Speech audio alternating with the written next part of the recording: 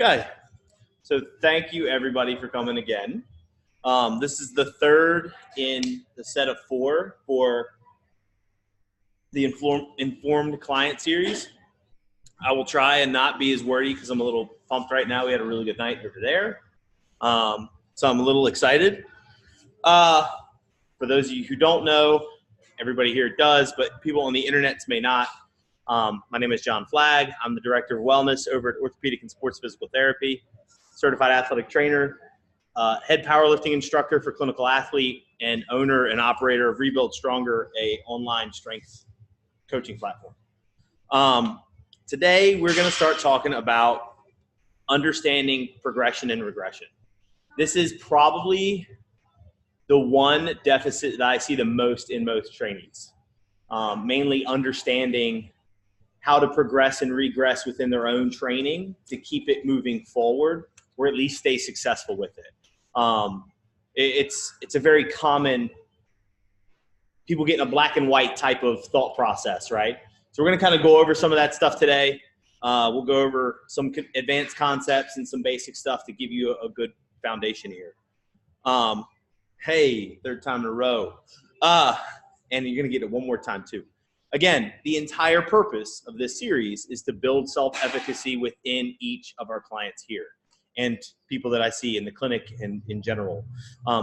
Again, to reiterate, individuals who have high self-efficacy will exert sufficient effort that, if well executed, leads to successful outcomes, whereas those with low self-efficacy are likely to cease effort early and fail. Again, New Year's resolutionist type thing, right? Again, this is what we're trying to build. If we can understand some of these concepts, even on a fundamental level, it'll give us the foundation to build that self-efficacy with more and more training. So, first thing, and we've touched on this a little bit, but movement as a dynamic system. So there's a theory out there that I touched on in 2 straight lectures called the dynamic systems theory. It's a mathematical system that tries to explain how the brain learns. Okay, so we've talked about movement variability. We've talked about all this stuff. This is kind of like the coup de grace of that whole thing. You need to understand that your brain is kind of the master and commander with all this stuff. It's the regulator. It makes all of the decisions, and in all cases, it makes those decisions before you're consciously aware of them. Okay, so in dynamic systems theory, where there's friends of mine who might watch this on the internet and go, oh my gosh, John, it's so much more complex, because it is very, very complex. The simplest way to explain DST is your brain sees a problem and it tries to find a solution to that problem through practice. Okay, so the easiest way to kind of relate this to people is you see a baby trying to learn how to roll over, and it'll flip its head and not go, right? It'll reach an arm and not really roll over. It'll roll over randomly, and it's like, okay, let's try that again. You roll the baby over, fails a whole bunch of times, until finally the brain figures out a solution of, I don't like being on my tummy. I want to be looking up. I want to see everybody. So that's how it does it. It goes through a process of trial and error. And training is that trial and error, especially for new trainees. Okay, it's the process that creates the solutions and has it saved in your brain. Constraints, if you've ever heard anybody talk about constraints-led coaching, that is how we change training. And any variable in training is a constraint. One of my favorite visualizations of constraints-led coaching, or a variable that constrains something. Everybody's seen soccer, right? Okay, so full field soccer is the task. Live soccer is the task. You have a full field, you have all the players, you have the goalies, everybody's playing. That's the task. We can add a constraint in practice by making the field smaller. So now it changes the skills that you have to learn. Everybody's boxed in tighter. You have to be better with the ball. If you make an error, you're penalized so quickly. You don't have the freedom of an entire field to work with. So that's a constraint. So all the variables that we'll talk about tonight are constraints within that system. There are 3 different kinds. Individual constraints, okay? anatomy. Your anatomy is not going to change. It's a constant constraint, right? The task. So especially the power lifters, there's squatting, right? But I can change the range of motion by putting you on pins or on a box. The weight we use is a task constraint. The heavier it is, the harder it is. That's a constraint, right? Tempo. All these things are constraints that change the task, right? And then environment. Loud music. Nobody training with you. Typically a negative constraint, right? It's that kind of boring. Tonight, where it's just absolutely, everybody's on fire. Like literally everybody was on fire tonight. So people feed off that. That's a positive environmental constraint. It helps, right? So those are kind of how you want to conceptualize some of this stuff. Why did it highlight? Okay, basic training variables and constraints. So these are the big kind of three, right? Volume. Volume is how many reps you do over time, right? It's each repetition. You take sets times reps, you add those up, they give you a total volume for an exercise or for an entire session or for an entire week or for an entire block. You can track these things, right? You did 30 reps of bicep curls on Monday. You did another 30 reps of some sort of bicep exercise on Wednesday. You did another 30 reps of another bicep movement on Friday. You did 90 reps of total volume over the week. It's something you can track, right? The other is intensity. It's typically the load used.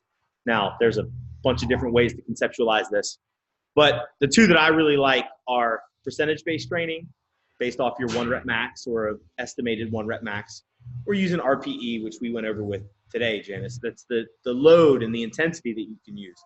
Also is tracked over time, okay? And then the frequency is just how often you're training, whether it's a particular body part, whether it's just training in general, whether it's a particular pattern. You can break those into certain things. I personally train squat 2 times a week, right? I train bench 3 times a week, or I work out 4 times a week, right? Those all can be changed. Advanced variables, these are the really fun ones, are internal load versus external load. This is a big sports science one that's kind of big right now. Internal load is the impact that it has on your body, right? So blood lactate. RPE is technically an internal load marker, right? We'll talk about SRPE later, which is the RPE of the session. They're all things that sports scientists use to measure the impact that training had on your body. That's typically a post hoc type thing, right? Everybody know what post hoc is? After the fact, okay? External training load is literally the training, right? So if you ran for 60 minutes, that's the external load. And the blood lactate or the impact that it had when they take blood markers and all that stuff is the internal load. It's the stuff after. So that's what they're trying to track in like Champions League soccer. the really advanced sports scientists around the world. That's the stuff that they're looking at. But for us in here, volume, intensity, and frequency are really the basics and where we want to kind of hang out. All right, basic movement patterns are also things that we need to talk about because we're going to talk about progressing and regressing particular movements. I'm going to use the hinge as an example, right? People will argue to the death about this. Horizontal push, horizontal pull, this, that, and they'll add weird to certain types of rotations and anti-rotation. And I keep it really simple. If anybody knows of Dan John, this is kind of his big 5. But just a push, a pull, a squat, a hinge, and a carry are pretty basic, right? We don't really have to go anything crazy beyond that. Everything has variance from there and can get super confusing. But when you look at your exercises, you'll pretty much be able to go, oh yeah, that's a push. Bench press, pushing it away from me, right? Tricep work, pushing it away from me, okay? Deadlift, pulling, rows, pulling. You can start relating those to particular types of effects, right? All right, so what is training? Training is when we stack all of these constraints or variables on top of one another to create an effect, right? Or to create these solutions or complete a task. That task can be a bunch of different things. We have groups over here that want to just get maximally stronger, right? Strongman and powerlifting. Strongman has a little twist to it because it doesn't really have like a standardized package, right? Outside of pick things up that are heavy, like a heavy deadlift and overhead pressing, everything from there gets really awkward. So you just can be brutally strong and work with the implements. Powerlifting is a little bit more standardized, but it's still the same task that we're trying to do, which is maximal strength. We have peak and other programs that work for hypertrophy. We have weightlifters over here that are working on more power development and the actual Olympic lifts. Weight loss is a task, right? That you can build constraints in, typically more dietary, that will yield a particular effect. But that's the crux of it. That's what training is. It's taking all that stuff and stacking it on top of each other, right? Honestly, I think that's the definition difference between working out and training, right? Working out tends to be a little bit more obscure. Training, you have a task and you want to complete said task. So things have to be designed towards said task. Okay? That's the difference. And there's a mentality that comes with that, right? Regardless of goals, it's still a process that takes time to become proficient in. And this is where people miss out. We've touched on this before. 6 weeks to perfect abs, 6 weeks to a bigger bench, 12 weeks to blah, blah, blah. Okay? If you're not already a competent individual when it comes to the task at hand, the likelihood that's going to be successful is diminished, right? There's other things that we've talked about before, buy-in, your emotional response to the training. Like if you get an article and it's like increase your bench in 12 weeks, you're going to work really hard and your bench is probably going to go up, right? But is it really long-term enough to really yield that benefit over a sustained amount of time? Probably not. So this is the big one. I might hang out on this slide for a half an hour. How do we measure progress? I'm going at this from two different angles, right? We're going to talk about progression and regression of exercise to give you a little bit more freedom. But the other thing that we have to conceptualize that's very important is how you actually measure progress, okay? That's a concept that's very important that a lot of people are very rigid on, that you have to start opening that box a little bit to really measure yourself in a better light, okay? So easiest one that people do is either I did more reps or I did more weight, or I ran a little bit further, right? So what happens if you didn't do more reps and you didn't do more weight, but the RPE was less? Your effort was lower to do the same thing. That's progress, right? And I would argue that's actually pretty substantial progress. If you did a set of 2 on deadlift and it was an RPE 10 and you're shaking on the way up, right? And then you go to hit it and it's smooth, boom, boom, you drop it. Oh, it's the same thing, man. I did that last week. Yeah, but you made it look easy. Like that's progress.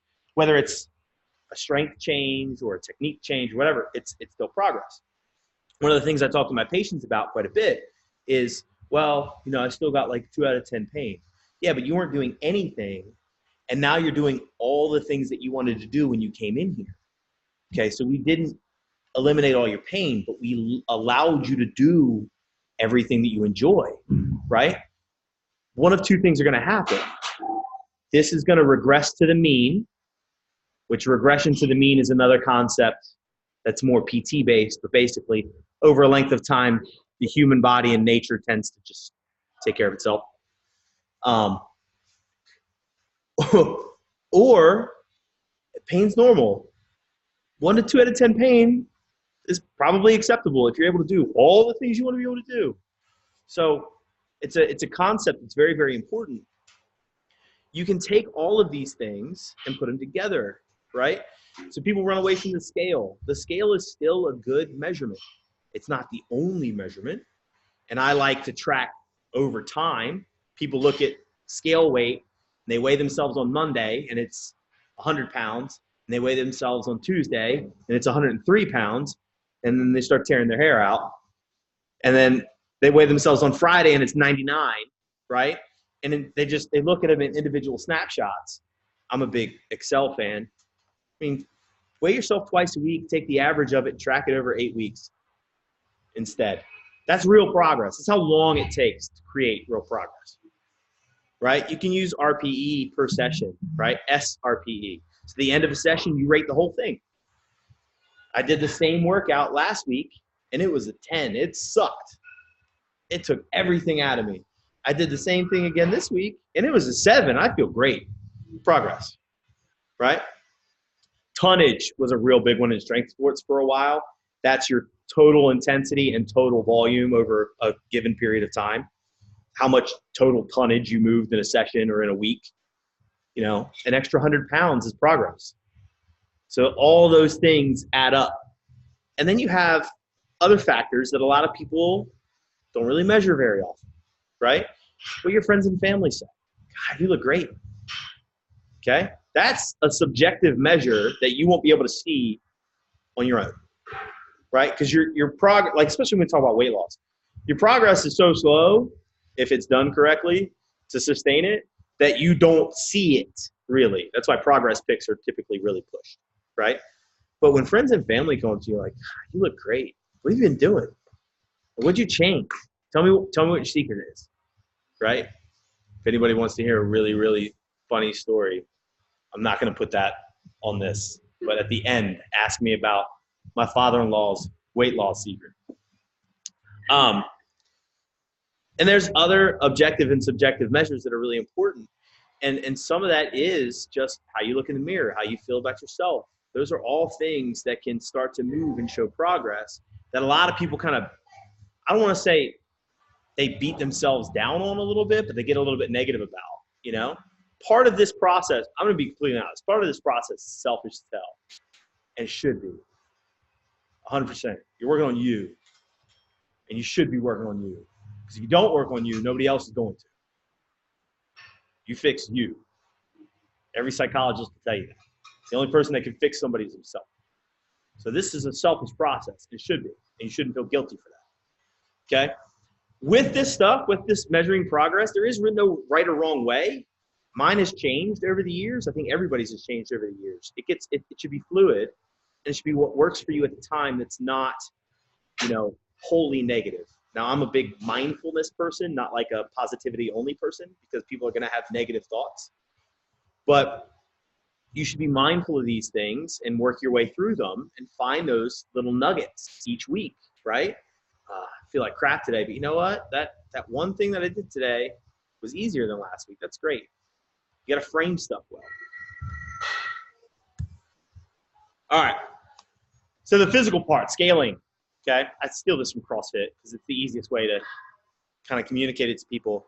But progressing, regressing, or changing a movement. All right. So this is going to kind of go back a little bit to the dynamic systems theory stuff that we were talking about. But your priority when it comes to understanding how to change a particular movement comes down to understanding what it's supposed to do and the task that you're trying to complete, right? So tricep work. Janice, we had a problem with the tricep rollbacks, right? So just do another tricep movement, right?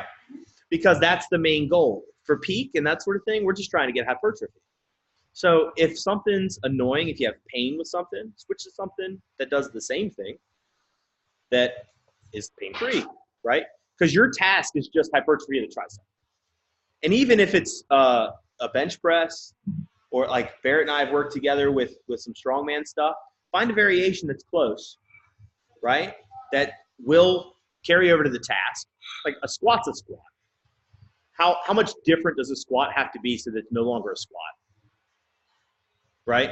Take you wide, take you close, change bar position, change where your hands are. As long as it's tolerable and you're squatting, I don't really care. I'm going to see progress over time, right? But people get real rigid. They get black and white, and they look at a program and they say, but it says I need to do this.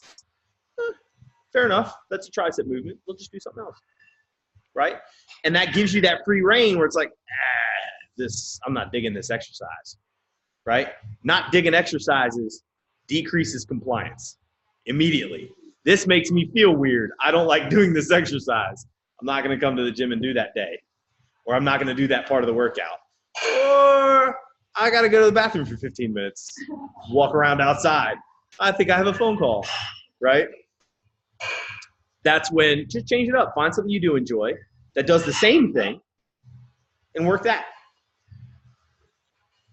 We can change leverages.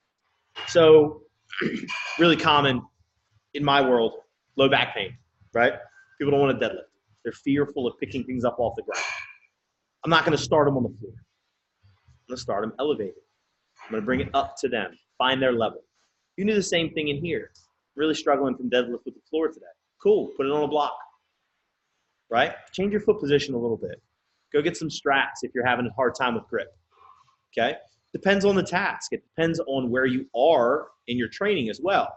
Like if Barrett comes to me and says, I'm a week out from doing East Coast Most Powerful and it's an axle deadlift, but I really don't feel like pulling the axle. Like, do you just not want to? Or, you know, there are circumstances there, but you find a way to train with those things. Increased motor skill acquisition. So this is a real big one when it comes to movement variation and changing some of these things. And you'll see it with the power lifters that I coach. There's a lot of different variation that gets thrown in to challenge them in a bunch of different places. And then we'll come back to the comp squat, and it's huge, right? It's a big jump. I mean, Hope's best squat ever is 350, and she squatted narrow stance to pins 360 today for a single. Like, that's a hard variation for her, and it's 10 pounds over her lifetime squat. So that's a big improvement, right? I personally am a wide-ish stance squatter. I had to do a moderate stance today with chains, and the top weight on the chains was 705 at the top. And my best raw squat, 644. So these things increase your skill at the task, which helps you, in turn, complete the task. In regards to like bodybuilding and stuff, the more you do particular movements, the more you'll be able to get out of those movements, right? We talked about degrees of freedom before. The more you do a bunch of different tricep movements, the more you're going to be able to go, yeah, I feel that. I feel that burn. I feel that pump. Or I know how close I am to failure, right? What we learned today, which is that RPE. You do more, you do more, you do more. So Janice and I today took her bench. She's like, it's 7 reps. It feels kind of hard. It's like, all right, let's do an AMRAP and give you an anchor for that frame of reference. She did 17 reps at the same weight. Before the last one, I kind of had to give you a little nudge, right? But you still finished that one yourself. I just kind of popped the bar back over your chest a little bit. Yeah, it was scaling back. She's like, no. But that, having that frame of reference and increasing that skill helps. When it comes to a movement, if you're in doubt and you're sitting over there and you're staring at Train Heroic, or you're staring at the magazine that you brought in to blow the time when you're training alone, ask yourself, how different is it really from the intended task? Okay? So, good example. I brought up squats before. Squats build squats. Lunges build quads. They're not a squat. Lunges will make you stronger, but they're not going to make you better at squatting. Right? However, so Barry, this is the modification we make pretty frequently with you. Lunging is not going to work. It's painful. Do a step down. It's still unilateral quad exercise. It's still the same thing. Is it exactly the same? No. Am I going to get something out of it? Yeah. Am I going to get the intended task out of it? Yeah. Same thing with squats. It hurts to go all the way down. Cool. Don't go all the way down. Go to a box. Change it up. So ask, how close is it? How close is what I'm going to change to the thing they're asking me to do? Right? Kettlebell swings. We have kettlebell swings all the time over here, right? Well, a deadlift's not that far off from a kettlebell swing. A pull through. Has anybody seen rope pull throughs before? So you take the cable rack and you take the tricep ropes right? Cables between your legs on the floor. You take the rope that's here and you just pull through, right? Comes back through, pull through. The hip thruster. How much different is that than the kettlebell swing? On the hips, hinge, thrust, right? All things, it might not be as dynamic, but all things that are suitable because it's going to work. That posterior chain. Think about it. Where do I feel this burn? What's another exercise that gives me the burn? It's not as annoying. Okay. So intertraining variables and constraints. So this is like you're doing a movement and it sucks, but you still want to do said movement. Squats. I'm going to use that again because I'm just going to stick in my brain. You can change the range of motion. Okay. So you can go to a box or you can go a little bit higher. I normally frame this in pain terms, but it's not always pain. Sometimes it's just success, and we'll work you into a lower range of motion, right? We'll get you more comfortable with that particular pattern. The tempo. Does everybody know what tempo is in a lift? The rate at which you go down, stop at the end range, and come back up. You can change that tempo, right? They're all going to hate me, but I have descending tempo squats coming up later in this week where the first rep is 8 seconds on the way down. The second rep is 6, 4, 2, and 0. And they got to work up to a heavy 5 there. It's miserable.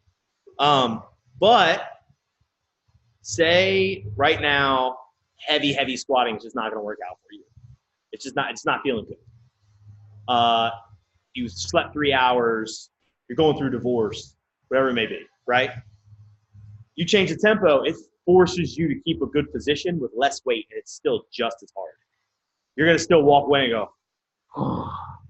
And it feels just like you did a heavy set, but you maintain position, and the challenge is so high that you'll still gain skill there, right? You can change the load. You can make it heavier. It's one of the easiest inter-training ones. You can change your environment. Turn the music up. Turn on something you like. Turn the music off. Some people like to turn the music off. Call a training partner, right? I personally prefer, if I'm alone in my garage, to listen to podcasts, right? Or read scientific papers because I'm a complete nerd. But that's aside, right? Find something that'll change your environment in a positive way. Or, right? So I have a girl right now. She's freaking out about USS Nats this coming weekend. I got to drive up to Columbus. I called her gym owner and had them play crowd noise as loud as possible during her working sets. Like I want noise. I want every bit of noise. Just turn it up as loud as you can. And that's what they did. Crowd noise. Just blew her out. And all of a sudden it's like, this goes to, doesn't matter anymore, right? And then, so we talked about this a little bit, but change your feelings about it. Your feeling and expectations of how a particular session is going to go will impact that, either positively or negatively, right? I have a bad relationship with the deadlift, right? So we struggle with the deadlift. I come in going, not good at this. I love squatting. I love benching, and I know I'm good at them.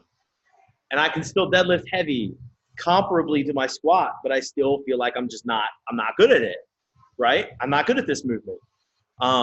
So I fail more often at that movement. I think a lot because of that mindset. And from what the research tells us, because of that mindset. If you buy into the particular program that you have, right, you will train harder. So your outlook and your feeling of how you're going to perform has a direct impact on your actual performance. And that is a training variable and constraint within the actual session. And it's something that is difficult to flip, but can be flipped, right? It is tough. Barrett. Okay, so the question is, I'm not feeling it today. Can I go without a belt? As in, like, a way of changing the variables. I know that Yeah, so you can change equipment. I didn't even put that on here. Equipment is another constraint as well that you can remove or add, right? It's also self-limiting. So for you, if you're like, I'm not emotionally feeling it today, I'm going to go beltless and just push beltless and know that it's going to pull me back. That's actually a really smart training decision, because then you're not going to run into a wall. You're going to go, okay, you know what? I don't have my belt. It's okay. This feels heavy, whatever, right? But equipment is another constraint. You know, putting your belt on, putting knee wraps on, wearing your fancy, like some people, I think for RG3 in the area, he always said, what, look good, play good, right? Sometimes you come in and your favorite outfit to work out, you were ready to go. You don't care. But Janice didn't give me a smile. She's coming here on a great hair day and killed the gym one day. I did have a good hair day. You had a good hair day. I don't have a good hair day. Killed it. But yeah, that is a constraint, and you can again stack these things together. Where if you're not really feeling it that day and you still want to get hard work in, then you add a constraint. I'm gonna take my belt away, or I'm gonna add some tempo. Right? It doesn't always have to be one particular thing. All right, I want to touch on this because I find this really important. And if anybody was over here earlier, you heard me yell at Venus for over cueing. So there's two different types of cueing: internal cueing and external cueing. And this is more for I'm not going to say that. It's not more for coaches in the room. We all train in a group, and we all need to understand the things that are best to say and best not to say, and when to say them. So there's internal cueing is typically body part specific. It has the athlete focused on a particular body part at a particular time in a movement. Okay?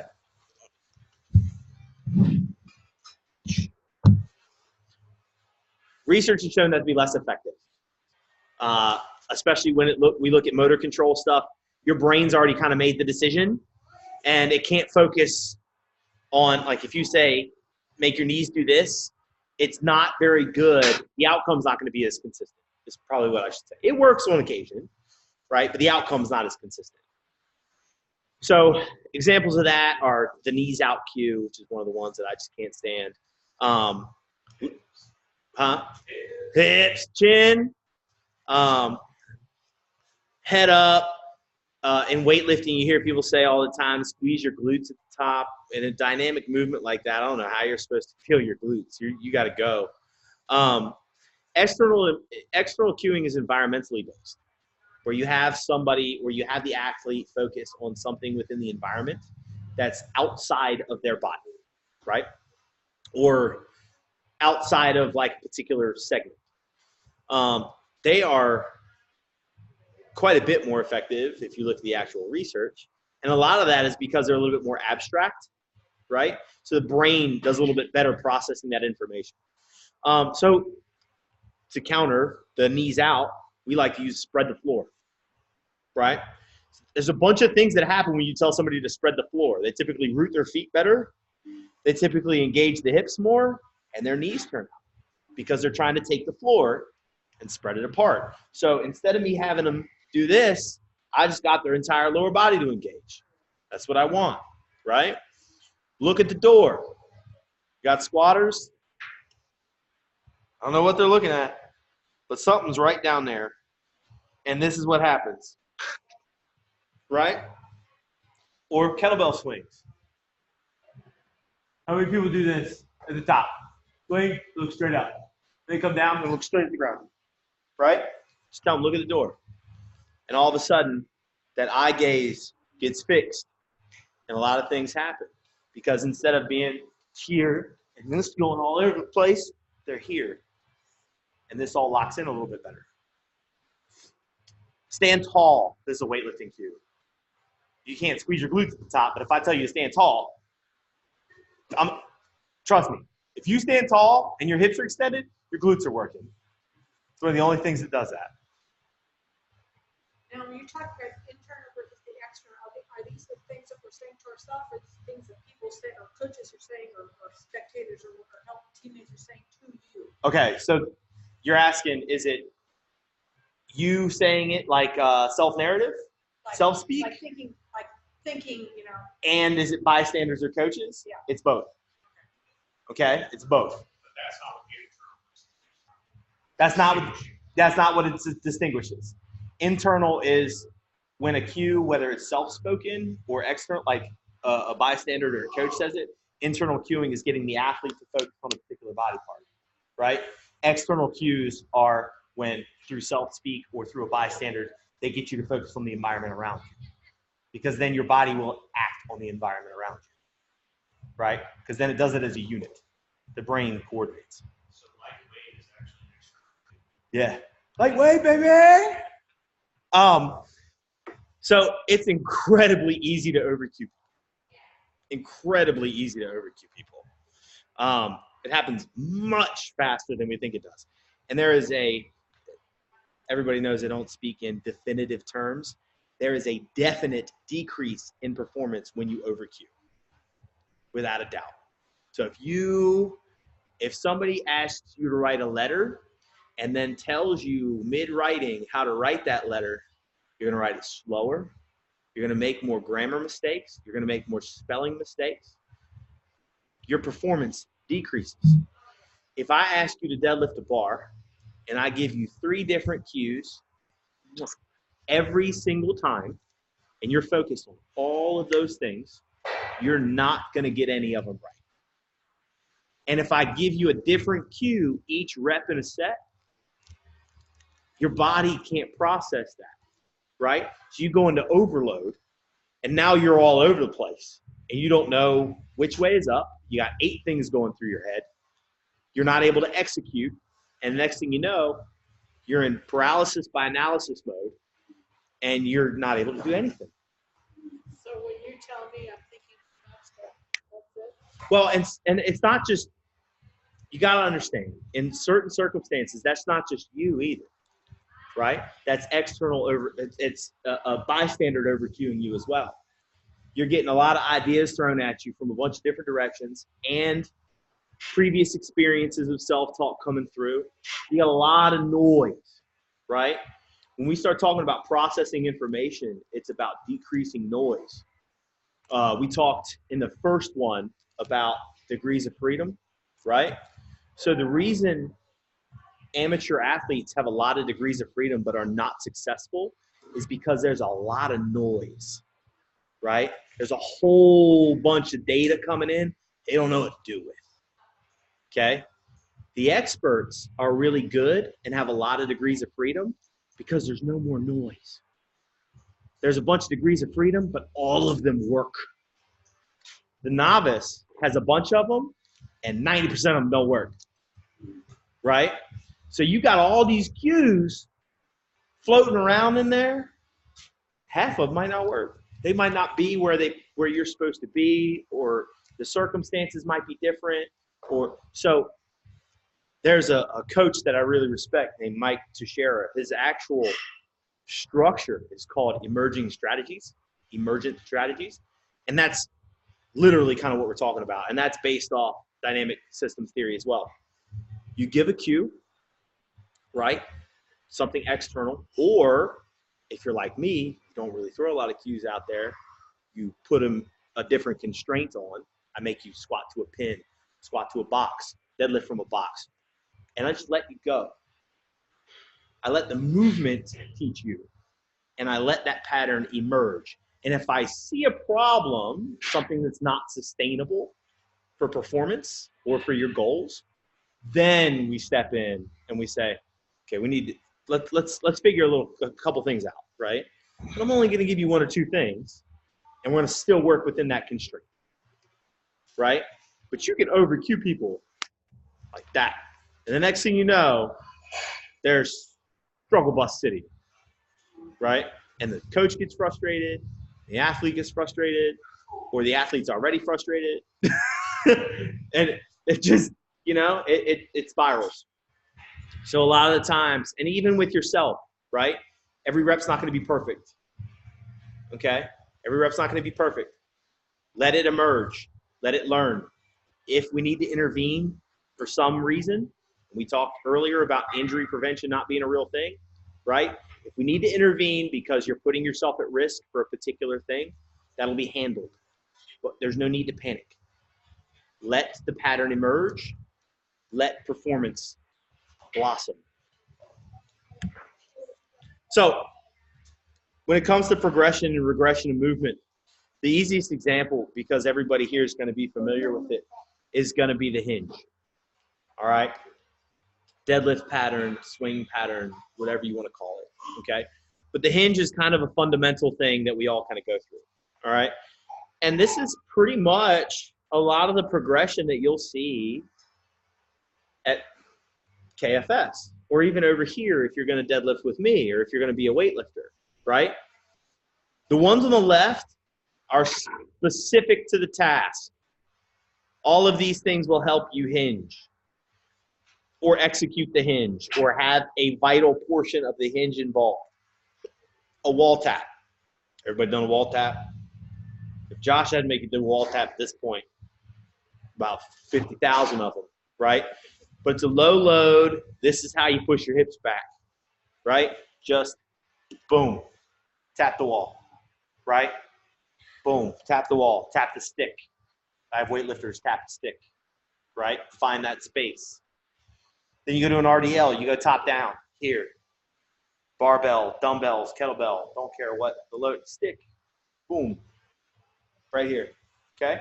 Now there's derivatives of this, and the reason I put them in there is because you can do the same thing for a performance standard like in powerlifting.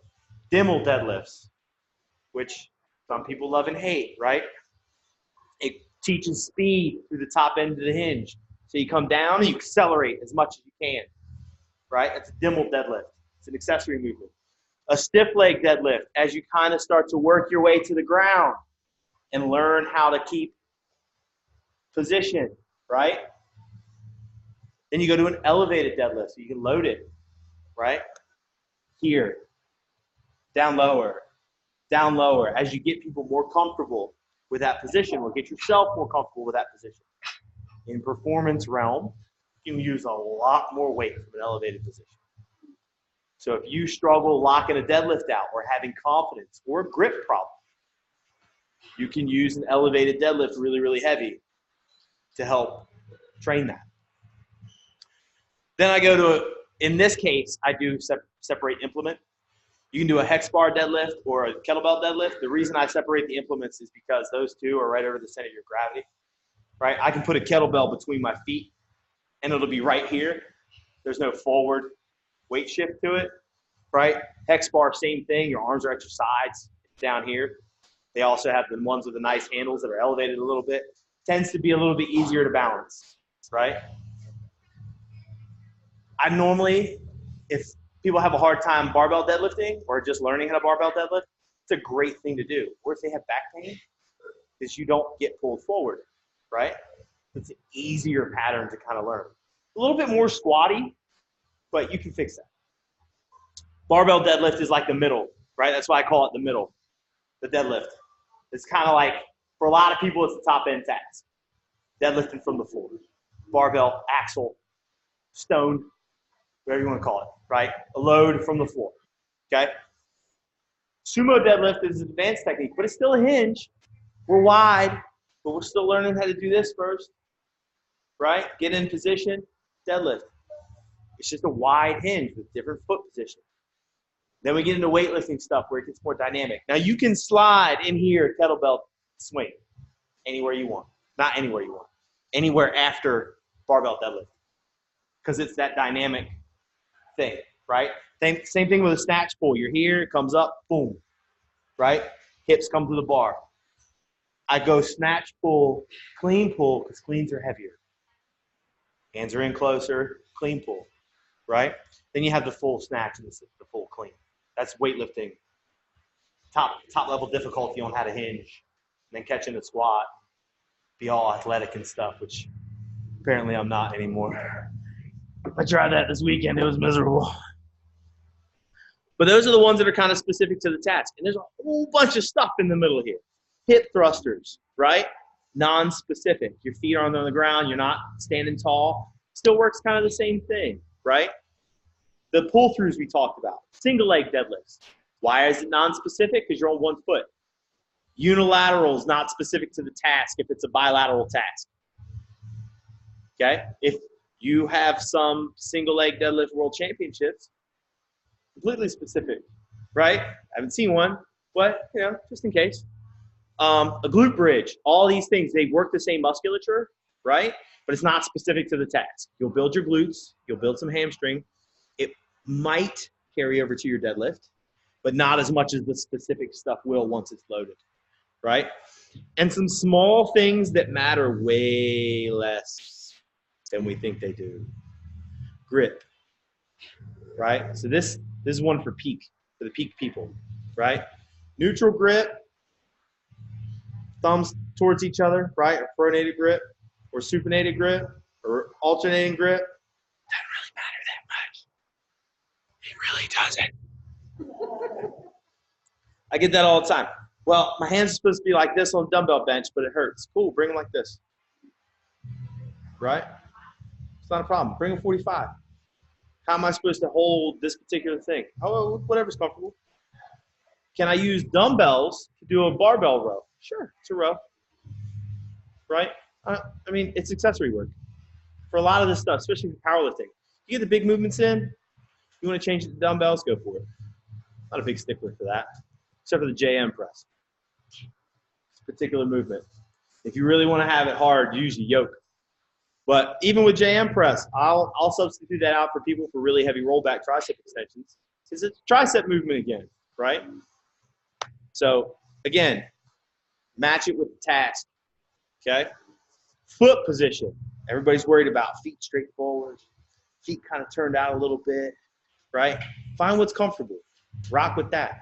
It might change. It probably will. You might go here one day. You might go here one day. It might change. That's all okay. Hand positioning on things. Again. And width. Now, this is dependent, okay? If you bring your feet in a squat or a kettlebell swing, okay, so great example for this actually. A single kettlebell swing versus a double kettlebell swing. Same thing, but you ain't fitting two kettlebells between there right now. You'll fit one, you're not fitting two. So I gotta do this. All right, it's just gonna be wider. Is it that substantially different? No, it's still a kettlebell swing. Okay? Now, if I go from a relatively narrow stance squat to a west side barbell triple ply suit squat, it's gonna be a little different. It's still a squat, and it'll still probably bring my overall squat up. But it's much more difficult if you're not used to it. And it might not even be something that you can do or appropriate. So this is typically not a modification a lot of people go to. But on a bench, right? Going another thumb width out, not that much of a difference. Coming from here to here, pretty big difference. Coming from here to here, pretty big difference. So width is dependent. As long as you're not going from one extreme to another, and it's a small change, really, if it's more comfortable, go for it. Okay? The other one for bench is the French bar, the football bar. Yeah, I know Barrett, we've used that before quite a bit. Barry, Sue, I think we've used it too, Janice, actually. So the football bar is neutral. It's got three handles where you can hold it like this instead of having to hold it like this. That's typically great on people's shoulders. If their shoulders are angry with them or something, they'll love pressing with that. It's a great modification. I just don't feel like pressing with a straight bar today, John. Okay, go to dumbbells or get the football bar. We're still benching. So that's kind of key when it comes to those modifications.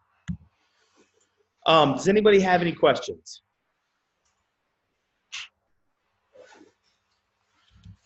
I knocked this one out of the park. I might have done that too. That was the conversation all weekend with Quinn. Are they getting it, or are they just not asking questions? We had some good questions this weekend.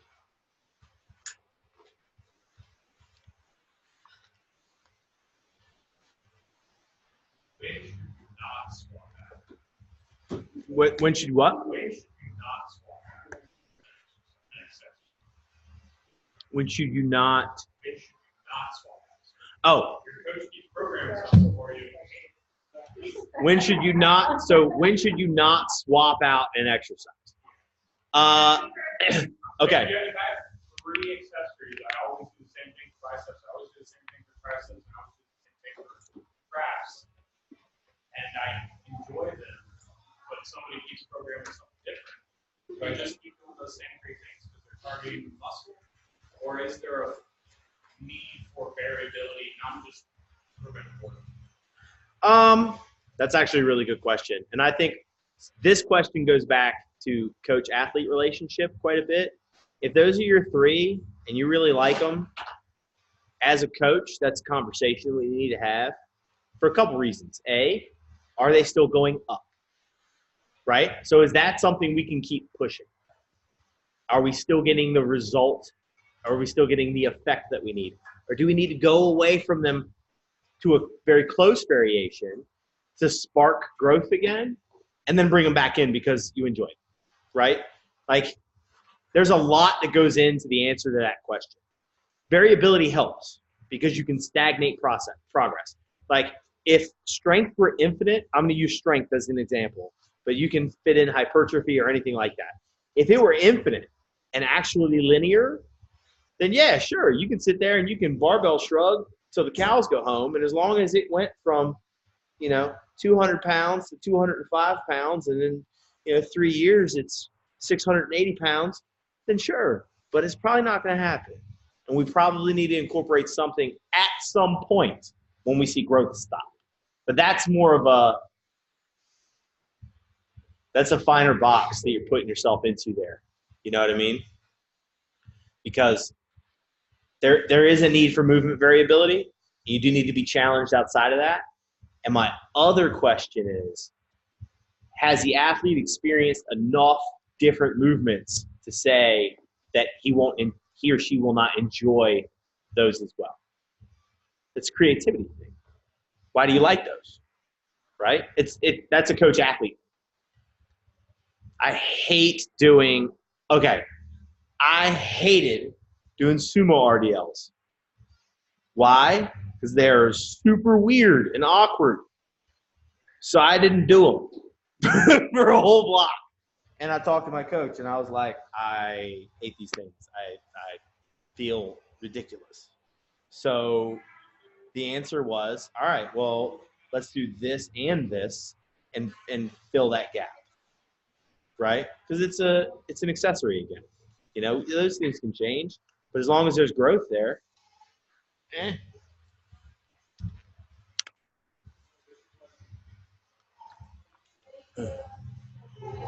Anything else? One new girl.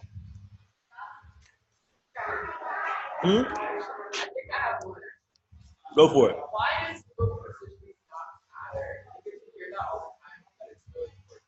Like, I've always been pushing my feet straight, but I never really was given an explanation as to why. Okay, so I'm going to give my upfront answer is going to be very, very blunt.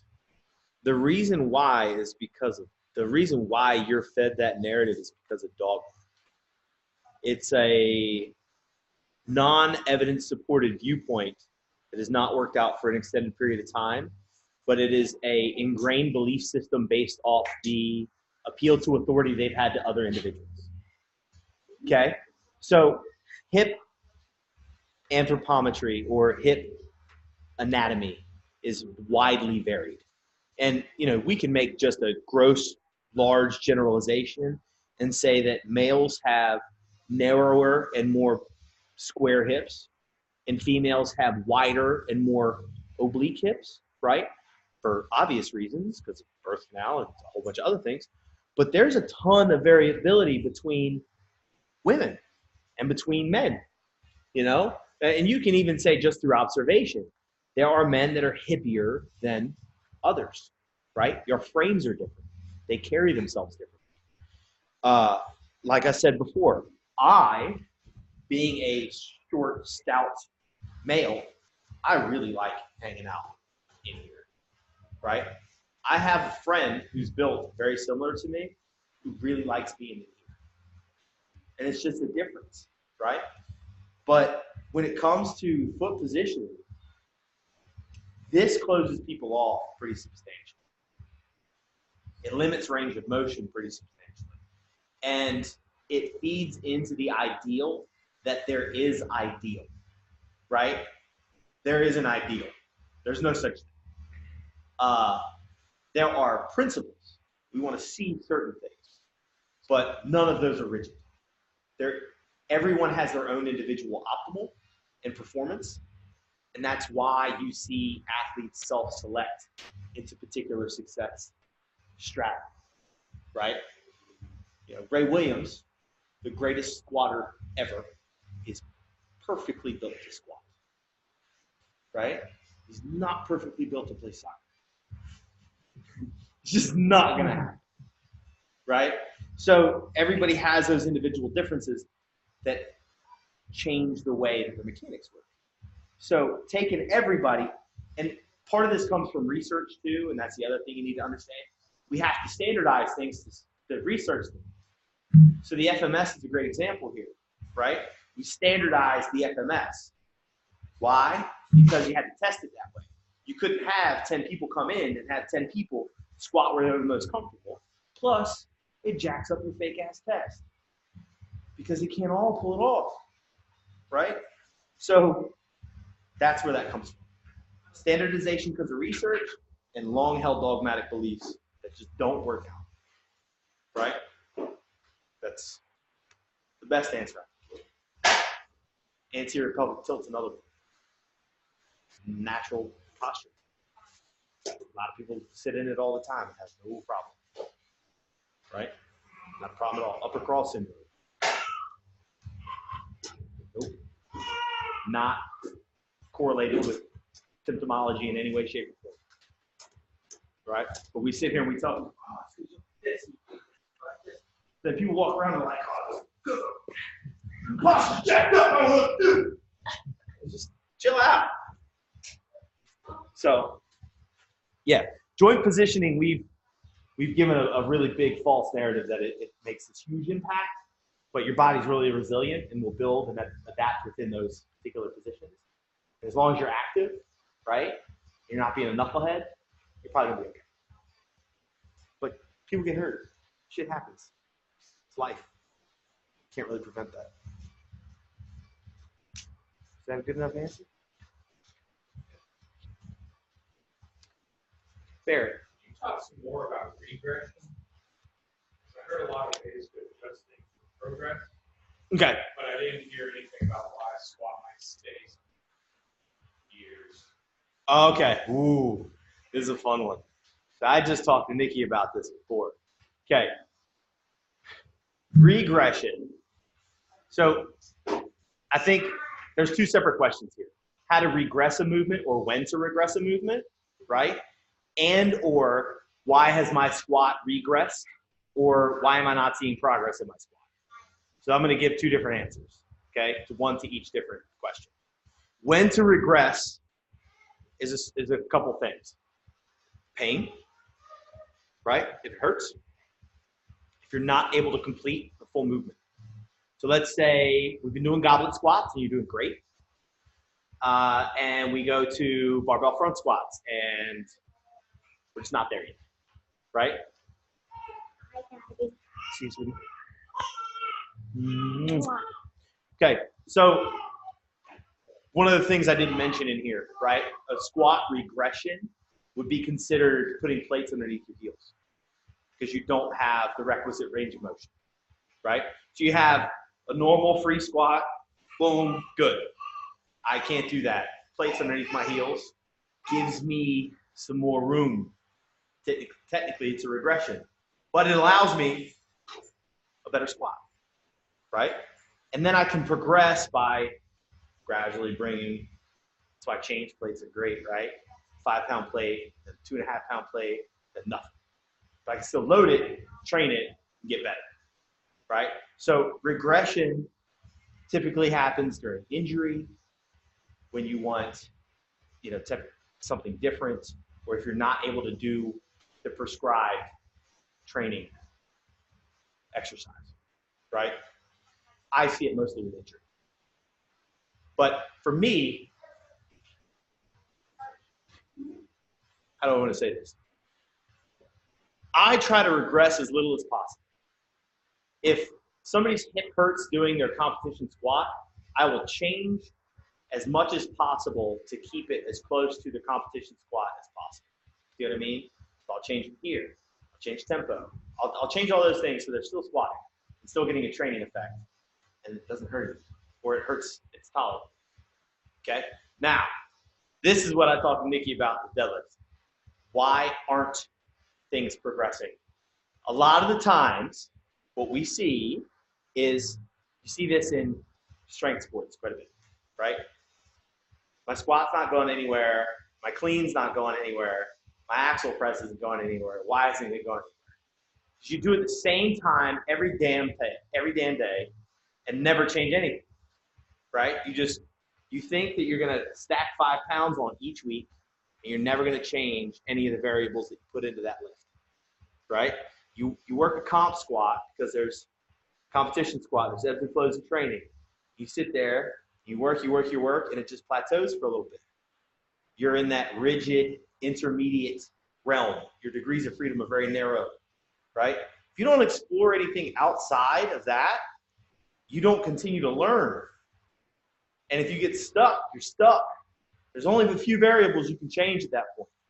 Volume, intensity, and frequency. There's all these other things that we can change. We have all this room for activity over here that nobody explores, right? So your brain isn't challenged anymore outside of the load. And that's where we see stagnation. And you see frustration, expectations change, you get a negative outlook on training. Right?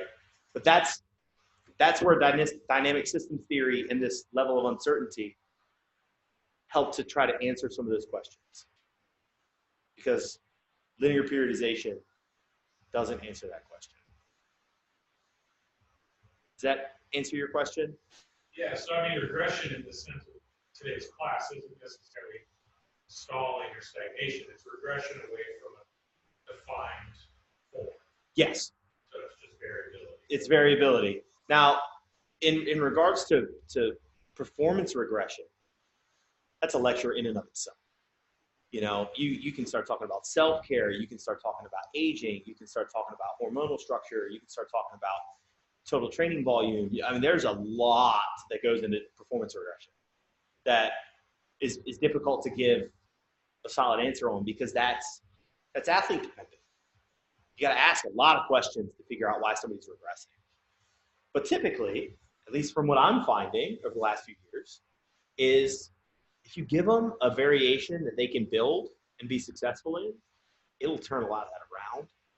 And you come back and they go, oh shit, I added 10 pounds to my squat. Well, I don't know where that came from. And you get a little kickstart. But regression's, that's a whole nother lecture, brother. We start talking about sleep.